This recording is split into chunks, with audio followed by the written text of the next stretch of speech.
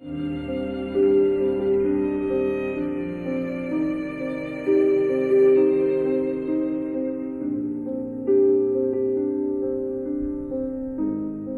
was a 400-seater theater. It was full house. No seat was spare. They were standing on stage and they announced the Audience Choice Award. So they thought they heard something like Oscar Buthelezi, because this obviously came in this German accent in the middle of a whole rambling of German, which none of them understood.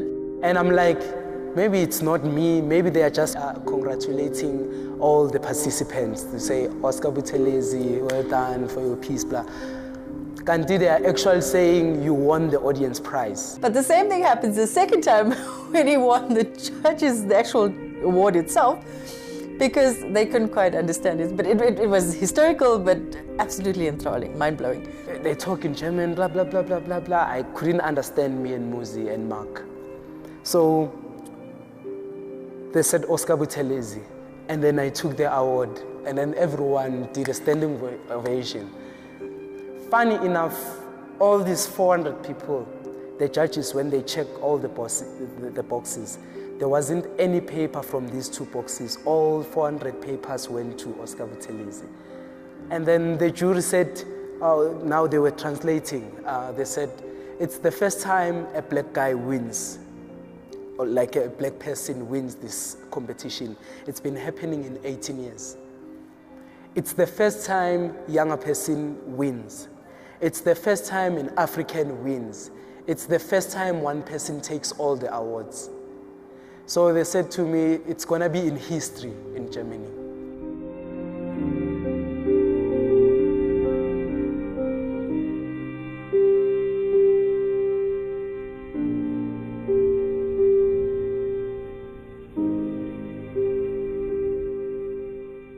Whenever I dance, I don't feel my body. I dance from inside, not from outside. So whenever I move, my body is just an image that is actually trying to portray whatever my soul tried to express.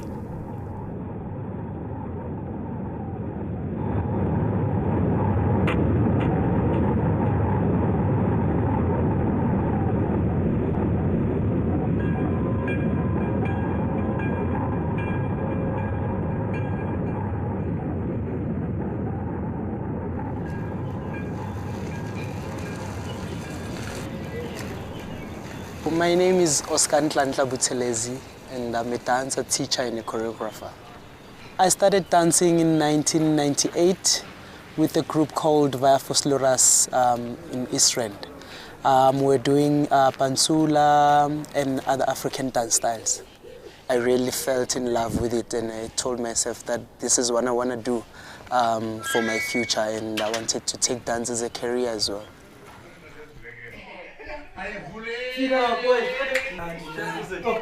His love for dance started at a very early age. He was just a dancer all his life. Our grandfather was a pastor, so I would skip church because church was at our home. So I would skip church and go play soccer. And when I come back, he's also not there. He's out doing his own dance thing with the community kids. There was a time I went out of the street and then I saw Oscar. He was playing bikes. He loves bikes so much. So that's when I met him.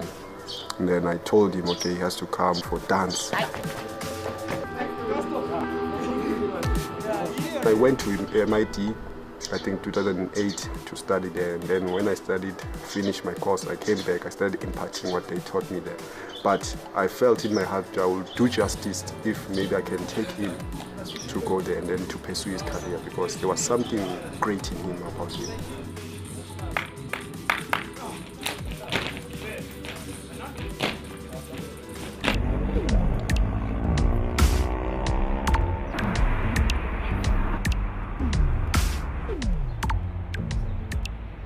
Moving into dance was established in 1978 by Sylvia Glasser, who was basically an activist against apartheid. She would sneak youth in from the townships into her home, her garage in Victory Park, and train them in dance. Once they were trained, she would send them back to those communities that they came from. so that they could do one of two things. One, teach a skill, being dance, to youth in their communities, but also use it as a form of income generation for themselves. We run a 3-year training program, extensive outreach, community outreach projects, and we have a professional dance company. I had a graduate in 2009 that was very invested in Vosloorus and in community dance in Vosloorus. So Oscar was one of his proteges. And he brought Oscar through to moving into dance the following year because he so loved what we did and he wanted to see Oscar develop in the same way. Except Oscar came 2 days after we had auditioned. So I was a bit skeptical because I hadn't auditioned him properly. They told me that you don't have what you are looking for, but because of the passion and love that you have, you are going through. But I took him in good faith because of Nkosinathi, the graduate.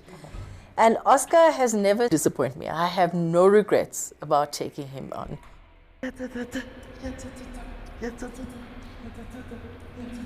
In terms of my dance, it was really difficult because I'm coming from a Banzula background and I was about to be exposed in Afrofusion and contemporary. Rhythmically it was okay because we know as dancers you follow music and stuff. But in terms of the technique, it was very difficult because it was something that I'm not used to.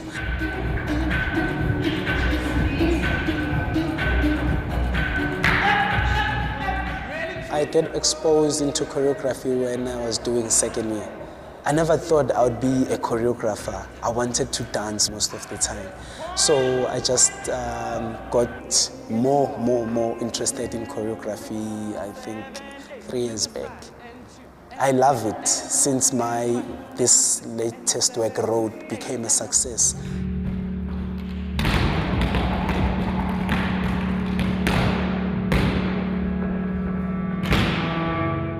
Road, it's my personal experience because I was never raised by both parents. I was only raised by my father. So I actually took all the things that he used to teach me, like go to school, wash your uniform, and love yourself, because no one would do that for me because there wasn't any woman next to me. I choreographed this work to actually honor him, even though he's not in this dance world. He's just that typical Zulu guy and with taxis.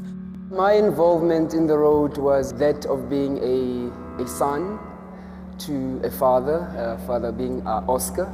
And funny enough, I'm older than him, so I had to submit myself and actually learn from him. He knows me better. He doesn't know my father, so I had to play my father role so that it's simpler for him to play my part because he knows me.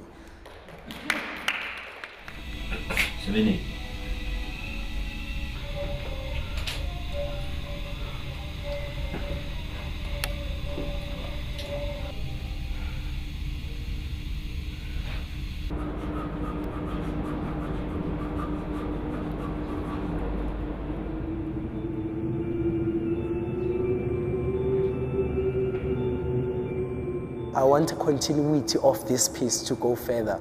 So I want one lady to play my mother's role if he was there, and somebody to play my father's role, and I will take the child. And then the other guys will be like my friends that I grew up with inside the piece.